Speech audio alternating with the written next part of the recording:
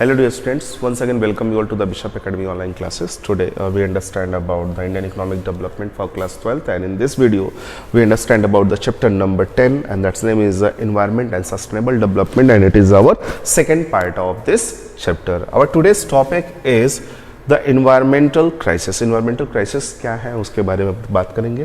तो सबसे पहले देखते हैं environmental crisis की जब बात करता है, कहता है we are appreciate the concept of the environmental crisis better if we understand these two terms. अगर हम बात करें तो हमें ज़्यादा अच्छे तरीके से हम समझ पाएंगे एनवायरमेंटल क्राइसिस के बारे में अगर हम इन दो पॉइंट्स को समझ लेते हैं. पहला the carrying the capacity of the environment की जो कैरिंग कैपेसिटी है उसके बारे में, और दूसरा कहता है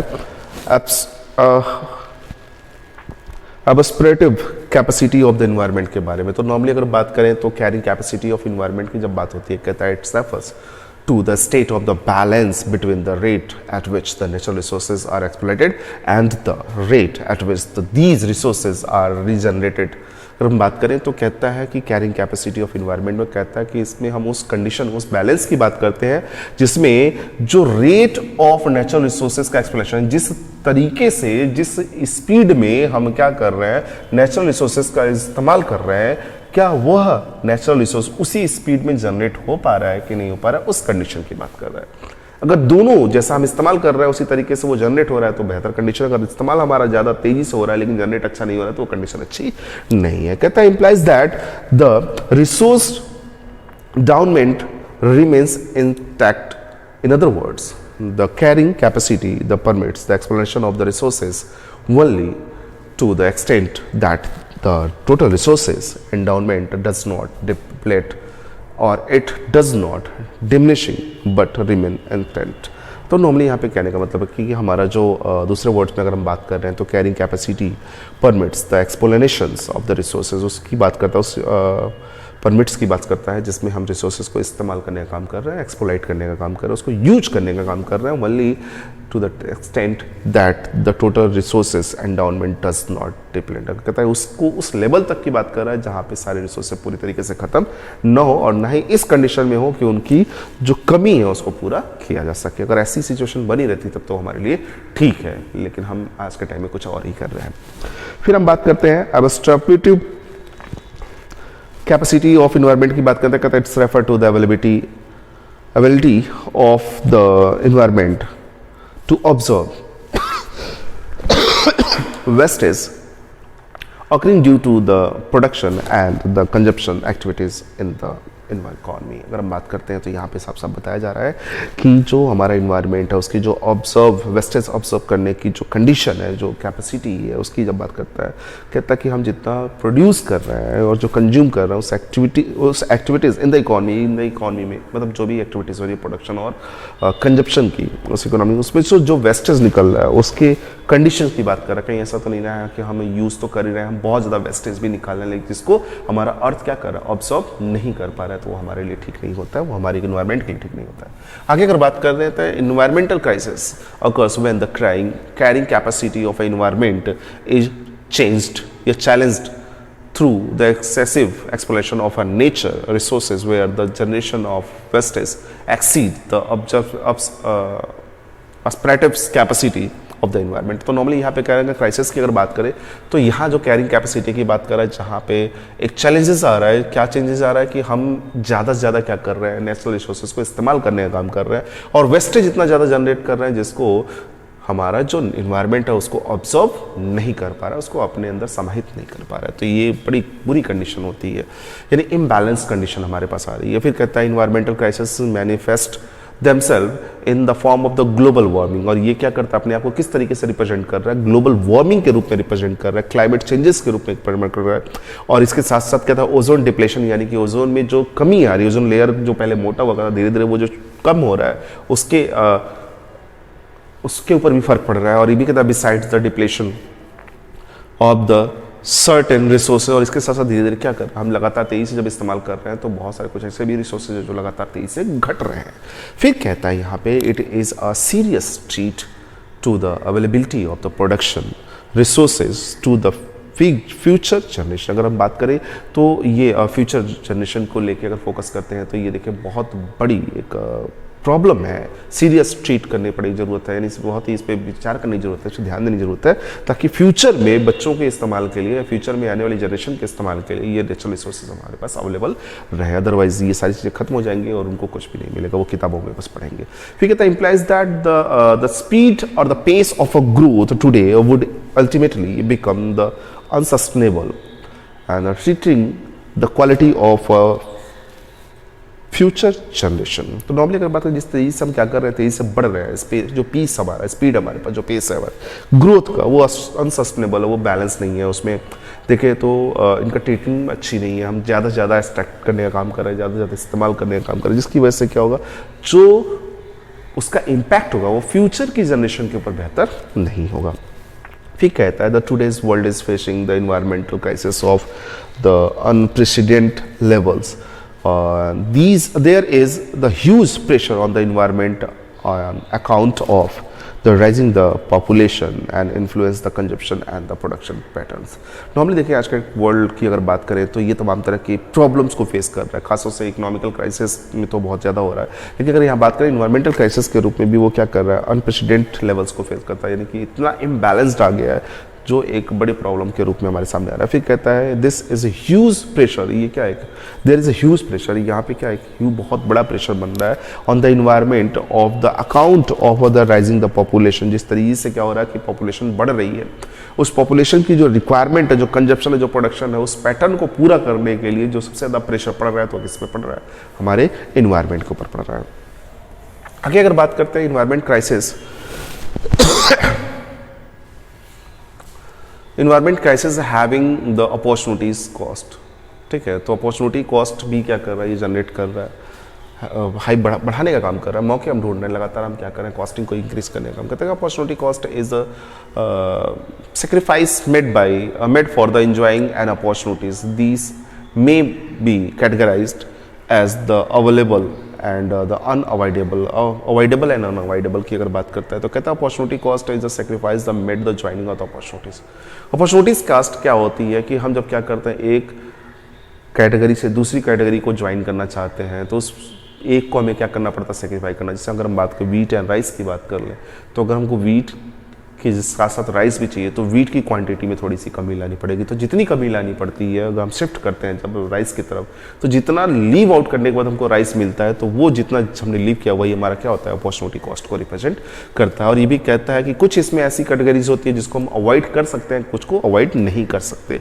फिर कहता है it is the avoidable when for the example the wheat is grow on a piece of a land in a place of a rice. आज के टाइम अगर हम बात करते हैं एग्जाम्पल के तौर पर, अगर मान लीजिए हम क्या करते हैं, एक पीस ऑफ लैंड पे हम क्या कर रहे हैं, वो वीट को ग्रो कर रहे हैं, किसकी जगह पे, राइस की जगह पे। कहता है loss of output of a rice is an unavoidable opportunity. अगर हम बात करें तो उस सिचुएशन में क्या हुआ, वीट तो मिल गया लेकिन राइस का जो लॉस हुआ हम उसको अवॉइड नहीं कर सकते।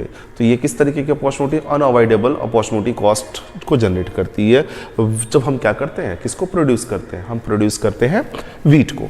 फिर कहता है opportunity cost is avoidable when for the example the excessive smokes is imitated than the preservable limits because of the poor maintenance of the vehicles। अगर हम बात करें तो इस कुछ ऐसे होते हैं जिनको हम रिड्यूस कर सकते हैं, जिनको मतलब इनको अवॉइड किया जा सकता है। जैसे हमने क्या किया, हमारी गाड़ी है, हम गाड़ी हमारा ठीक नहीं है, हम चला रहे हैं तो हमारे व्हीकल्स में से स्मोक निकल रहा है। क्यों? क्योंकि पुअर मेंटेनेंस की वजह से, सही तरीके से मेंटेनेंस नहीं हुआ, इस वजह से हमारी गाड़ी से क्या हो रहा है, धुआं निकलता है। तो हम उस धुएं को अवॉइड कर सकते हैं, या तो हम उसको बंद कर दें, उस गाड़ी को ठीक करके। फिर कहता है environmental crisis have a high opportunity cost because of the following reasons. अब क्यों? कहता है कि कहता the unsustainable development practices have the polluted water bodies and dries up to अब some rivers and the aquifers which has made water and the economic goods। तो अगर normally देखें तो कहता है कि अनसस्टेनेबल डेवलपमेंट की अगर बात करें तो अगर practices has been the polluted waters bodies, अगर ज़्यादा देखें तो लोग क्या करते हैं, जितना डेवलपमेंट हो रहा है तो बहुत सारे ऐसे ड्रेनेज सिस्टम है जिसमें हम क्या करते हैं, जो पोल्यूटेड वाटर होता है उसको वाटर बॉडीज में क्या करते हैं, बहाने का काम करते हैं, एंड उससे उनका जो इम्पैक्ट होता है कि जो रिवर्स की होती है और जो लाइफ होती है रिवर्स की, वो उस पर ऊपर पड़ता है। लेकिन साथ साथ ये भी कहता है which has made the water and economic goods. लेकिन अगर देखें तो इकोनॉमिकली हम आज के टाइम में क्या करते हैं, ट्रांसपोर्टेशन के तौर पे या फिर उस वाटर को फिल्ट्रेशन के पॉइंट ऑफ व्यू से भी उसको बेहतर बना सकते हैं। फिर कहता है intensive and the extensive extract of resources has the sequestered some of the vital resources, and now the huge amount of the financial needs to the developed towards the research and the development of the explore of a new resources। तो normally अगर देखें तो intensive and extensive extractions के बाद जिस तरीके से हम क्या करें तेज़ी से निकाल रहे हैं, एक्सट्रैक्ट करने का काम कर रहे हैं जो भी हमारे पास रिसोर्सेज है, तो अगर बात करें तो इनके ऊपर ये भी कह रहा है now the huge amount of the finance is needed to develop the towards the research and the development of the explore the new resources.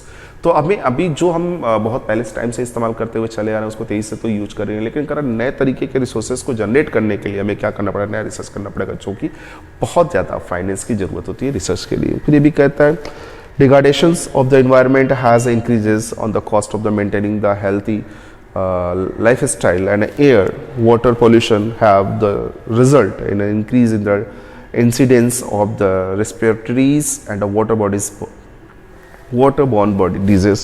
तो अगर देखें तो डिग्रेडेशन की वजह से क्या आ रहा है कि हम वही डिग्रेडेशन इन्वायरमेंट के को क्या कर रहा है, इन्वायरमेंट के मेंटेनेंस को अनहेल्दी करने का काम कर रहा है। नॉर्मली अगर देखें तो डिग्रेडेशन कर रहे हैं मतलब जंगलों की कटाई कर रहे हैं अपनी ज़रूरतों को पूरा, अपनी लाइफ स्टाइल को बेहतर करने के लिए। इससे क्या हो रहा है कि जब कटाई हो रही है तो वाटर पोल्यूशन भी हमारा तेज़ी से बढ़ रहा है और एयर पोल्यूशन भी बढ़ रहा है तेज़ी से, जिससे क्या होता है एयर में और वाटर में जो भी डीजेज आपने देखा होगा कई बार क्या होता है कि ब्लॉकेज सिचुएशन आती है, इसमें से क्या होता है कि नए नए तरीके के एयर से या वाटर से डीजेज जनरेट हो जाते हैं। आगे अगर बात करते हैं तो हम बात करें कॉजेज ऑफ इन्वायरमेंट क्राइसिस क्या है, तो पॉपुलेशन एक्सप्लोरेशन की अगर बात करें परिवार का ज़्यादा से बढ़ना या फिर यूँ कह लीजिए कि पॉपुलेशन का तेज़ी से बढ़ना। तो जब पॉपुलेशन का तेज़ी से बढ़ रही है तो उसके हमारा जो इन्वायरमेंट है उसके ऊपर प्रेशर पड़ रहा है ताकि उनकी ज़रूरतों को पूरा किया जा सके। यहाँ पे कहता हूँ on the main causes of the environmental crisis is the population exploration.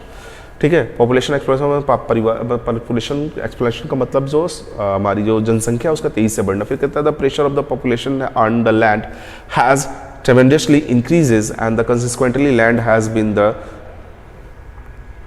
ruthlessly exploited। अगर देखें तो क्या हुआ कि मतलब हमें तेज़ी से क्या करना पड़ा, ज़मीन के लेवल को बढ़ाना पड़ा अपनी ज़रूरतों को पूरा करने के लिए। इसकी वजह से जो लैंड के ऊपर है वो ज़्यादा प्रेशर आना शुरू हो गया और उसमें से जितना हम ज़्यादा उससे प्रोडक्टिविटी ले रहे हैं वो ज़्यादा लेने की काम कर रहा है। फिर कहते हैं the population exploration has been the cause the substantial conversion of the forest land into the industrial और द रेजिडेंशियल बिल्डिंग्स। अब से देखो पॉपुलेशन जब तेज़ी से बढ़ रही है तो उसका बड़ा इम्पैक्ट पड़ता है फॉरेस्ट लैंड के ऊपर, जिसमें वो अब क्या करती है गवर्नमेंट इंडस्ट्रियल या फिर रेजिडेंशियल बिल्डिंग्स के लिए जनरेट करने का काम करते हैं, उसको रेजिडेंशियल एरिया बनाती है या फिर इंडस्ट्रियल एरिया बनाती है जंगलों को काट के।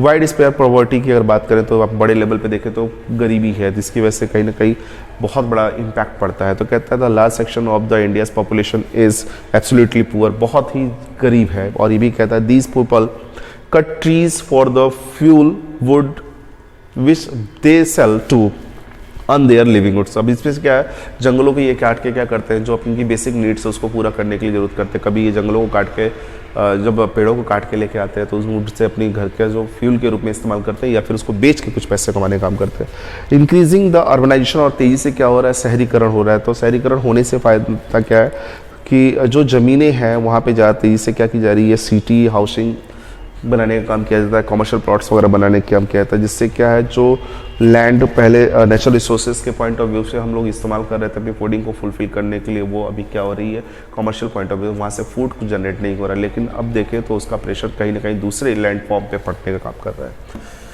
सो कहता है increasing the use of the insecticide and pesticide and the chemicals fertilizer. तो आज के टाइम अगर देखें तो हम अपने प्रोडक्ट को अपने प्लांटेशन को बेहतर करने के लिए हम नए नए तरीके के फर्टिलाइजर्स का इस्तेमाल कर रहे हैं, उनको डिजीज से बचाने के लिए इंसेक्टिसाइड्स एंड पेस्टिसाइड्स का इस्तेमाल कर रहे हैं, तमाम तरह के केमिकल जो कि अगर देखें इन्वायरमेंट को क्या करता है पोल्यूट करने का काम करता है, वो इन्वायरमेंट के फेवर में नहीं होता है। तो ये भी एक रीज़न होता है। रैपिड इंडस्ट्रियलाइजेशन, तेज़ी से इंडस्ट्रियल बढ़ रहा है जिसकी वजह से क्या हम लोग कहते हैं ना कि किसी भी कंट्री का डेवलपमेंट को देखना है तो उसके इंडस्ट्रियल डेवलपमेंट को देखिए, तो वहाँ एक प्रॉब्लम आ रही है कि इंडस्ट्रीज तेज़ी से बढ़ रही है। तो इसकी वजह से क्या होता है कि ये क्या करती है एयर वाटर और नॉइज़ पोल्यूशन में पार्टिसिपेट करने का काम करती है जो इन्वायरमेंट को पूरी तरीके से पोल्यूट करने का काम करता है। फिर multiple multiplicity of the transport vehicles, अगर देखें तो मल्टीप्लाई होने का काम हो रहा है ट्रांसपोर्ट व्हीकल। पहले 2-4 लोगों के पास होता है, हर घर में 2-4 गाड़ियाँ आ गई। पहले किसी की 2-4 घर में गाड़ियाँ होती थी, आज हर घर में 2-4 गाड़ियाँ आ गई हैं। तो ये एक बड़ा प्रॉब्लम है जिसकी वजह से एयर पोल्यूशन और नॉइस पोल्यूशन भी होता है। फिर degradation of the civil norms, अगर ज़रूरतों के हिसाब से अगर देखें तो जंगलों को काट के क्या किया है, डिग्रेडेशन करने का काम किया जा रहा है, रोड बनाया जा रहा है, फिर घर बनाने का काम किया जा रहा है। इसके साथ अगर देखें तो कहता है degradation of a civil norms की अगर बात करते हैं, generally the peoples public in India tends to disregards the civil norms, often the roads and the literate and the horn and the loud speaker in the indiscriminately used. अगर देखें तो road वगैरह जो होता है हमारा बहुत ज़्यादा आवाज़ करता है, आवाज़ करने मतलब रोड ठीक से होता नहीं है। इसके साथ साथ हम क्या करते हैं, लाउड स्पीकर वगैरह, हॉर्न वगैरह खूब ज़्यादा रोडों पे बजाते हैं, जो कि क्या करता है, नॉइस पोल्यूशन करने का काम करता है और उसका बहुत सही तरीके से इस्तेमाल हम नहीं करते। फिर ये कहता है briefly environment pollution is the consequent of the rapid urbanization and industrialization. Besides the main regards to the civil norms, it is the accumulating into the global crisis. अगर देखें तो एक तो पहली चीज़ ये कह रहा है कि जो इन्वायरमेंटल पोल्यूशन की बात कर रहे हैं, रैपिड अर्बनाइजेशन और इंडस्ट्रियलाइजेशन की वजह से, इसके साथ साथ सिविल नॉर्म्स यानी कि जो लोगों के माध्यम से होने वाले पॉपुलेशन, ये सब मिलके क्या कर रही है, ग्लोबल क्राइसिस को जनरेट करने का काम कर रही हैं। और ये भी कह रहा है कि and needs to redressal at the national and international level, और जल्द इस पर क्या गया, बहुत जल्दी ही डिसीजन लेने की जरूरत है नेशनल और इंटरनेशनल लेवल पे कि इस तरह की जो पॉल्यूशन से रिलेटेड प्रॉब्लम है या इन्वायरमेंट से रिलेटेड प्रॉब्लम्स पे फोकस किया जाए। ग्लोबल वार्मिंग के बारे में आपको तो पता ही है, इसमें ग्रीन हाउस गैस जैसे हम CO2 की अगर बात करें, कहता है it is a situation referring to the global but gradual but the consist in increasing the global temperature. ये मतलब ग्लोबल लेवल की अगर बात करते हैं, ग्लोबल वार्मिंग की बात करते हैं, तो ये क्या होता है, ग्लोबल लेवल पे क्या होता है, धीरे धीरे क्या लगातार टेम्परेचर का बढ़ना होता है। क्या thanks to the environment pollution and the deforestation, जिसका टेम्परेचर का बढ़ने का सबसे बड़ा रीजन क्या है, इन्वायरमेंट पॉल्यूशन एंड डिफॉरेस्टेशन है। कहता है owing to emitting the green house gases, जिसमें carbon dioxide is the particularly along with the methane and the other such gases. तो कहता है इसमें कार्बन डाइऑक्साइड हुआ पर्टिकुलरली, सबसे ज़्यादा कार्बन डाइऑक्साइड का होना, फिर मेथेन का होना, इसके साथ साथ अदर गैसेस का होना। कहता है the earth surface is the becoming the increasingly the warm, showing a rise to the 0.6% near 6 degree Celsius, near about 11 Fahrenheit, 1.1 Fahrenheit during the past century. पिछले एक दशक की बात करें तो 0.6 डिग्री सेल्सियस टेम्परेचर हमारा बन गया है। कहता atmospheric concentration on the CO2 carbon dioxide gas and CH4 methane having increase 31% and 149% respectively above the pre-industrialization since 1750। अगर देखें तो आज के टाइम में 1750 से अब की बात कर लें तो लगभग 31 से कहाँ पे बढ़ गया है, 149% तो उसमें इंक्रीज हो जा गई है। इसमें हम क्या करते हैं, इसके बढ़ने का सबसे ज़्यादा कोयले का बर्न करना होता है, साथ ही साथ डिफॉरेस्टेशन भी एक बड़ा रीज़न बन जाता है, जिससे क्या होता है, जो कार्बन इंक्रीज होता है, जो कार्बन रिड्यूस करते हैं वो क्या हो नहीं था, वो अब्जॉर्ब नहीं हो पाते। तो तमाम तरह की प्रॉब्लम्स बनी रहती है, जिसकी वजह से ग्लोबल वार्मिंग जनरेट हो रही है। आगे बात करते हैं ओजोन लेयर के ऊपर इसका क्या फ़र्क पड़ता है। तो जैसे जैसे हमारी जब एटमॉस्फेरिक हीटिंग जनरेट होती है तो ओजोन लेयर जो ये दिख रहा है, ये धीरे धीरे क्या हो रहा है, ये ब्रेक होना शुरू हो गया है, जिसकी वजह से जो अल्ट्रावायलेट रेज या ओजोन लेयर की अगर बात करें तो लाइक CFC जो आपको पता, कार्बन क्लोरोफ्लोरो बॉन्ड्स जो होते हैं, ये इसकी वजह से बड़ा इसके ऊपर इम्पैक्ट पड़ता है। और साथ ही इसकी वजह से जो बैड इम्पैक्ट क्या है कि जो अल्ट्रावायलेट रेज जो हमारे लिए हार्मफुल होते हैं, सन से आती हैं, वो रिफ्लेक्ट नहीं हो पाती हैं, ठीक है, और सीधे अर्थ की तरफ आ रही हैं और वो यहीं पे क्या करे, फिर मूव कर रही है, क्योंकि आपको पता है एनर्जी कभी डाई नहीं होता, खत्म नहीं होता है। तो ऐसी चीज़ें वो मूव कर रही है, जिसकी वजह से और भी हमारी जो कंडीशन है, इन्वायरमेंट है, वो और भी हीट होता चला जा रहा है। इसको बाकी पढ़ लीजिएगा। So dear students, in this video that's all. If you have any type of the doubt और the query, you should be consult through the Google classroom. Thank you.